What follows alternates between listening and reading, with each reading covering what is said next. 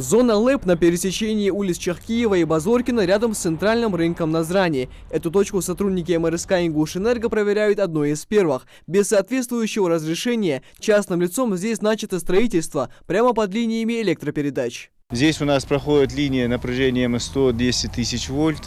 Это очень опасно, и у нее охранная зона по обе стороны 20 метров. Не должно быть никаких капитальных строительств. Но, как вы видите, у нас люди не понимают или не хотят понимать, все продолжают строить. Энергетики предупреждают, напряжение тока в проводах способно убить на расстоянии нескольких метров. И как подтверждение этому, в пример можно привести несчастный случай, который произошел на этом объекте в 2017 году. Рабочий, который работал на этой стройке, при подъеме арматуры приблизил арматуру на небезопасное расстояние, чем был поражен электрическим током и, к сожалению, погиб. У нас буквально за 2 недели до этого была беседа с ними, что здесь запрещается строиться, что это опасно, но в нарушении всех норм и правил они продолжали строить, и привело к результату, что человек погиб.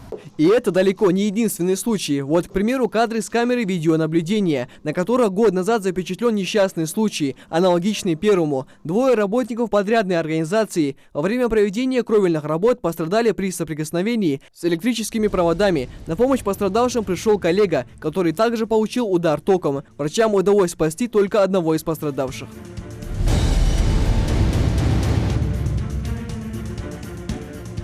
Энергетики не устают повторять, в зонах линии электропередач категорически запрещено вести строительство, капитальный ремонт, реконструкцию или сносить здания. Но похоже, что владельцы торговых центров Назрани по улице Картоева смело закрывают глаза на это правило. Буквально в метре от зданий тянутся высоковольтные провода, напряжение в которых составляет 35 тысяч вольт. На стадии строительства было выписано предписание, акты, уведомлены, что они строятся в охранной зоне, что они не могут строить здесь, это в нарушении охранных зон.